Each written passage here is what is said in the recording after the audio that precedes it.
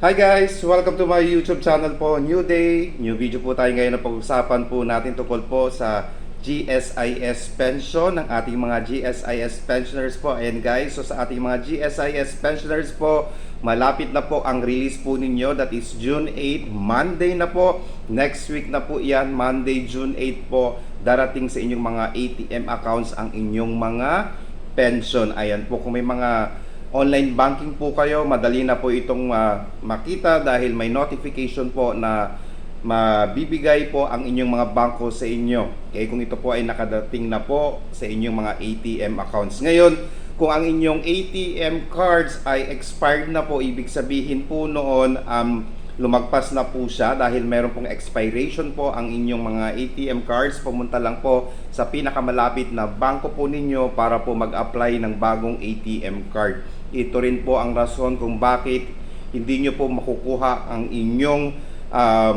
pensyon gamit ang inyong ATM card. Pero pwede naman po kayong mag-over the counter para makuha po ito, para hindi po kayo magkaroon ng problema kung malapit na pong mag-expire ang inyong ATM card. Pumunta po sa inyong pinakamalapit na bangko at mag-apply po ulit ng bagong ATM card. Sa ating mga GSIS pensioner po dyan, pakicheck po by June 8, which is that is the normal crediting po ng inyong mga pension. Monday po yan.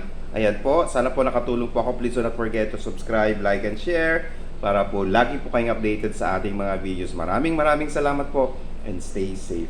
Bye-bye!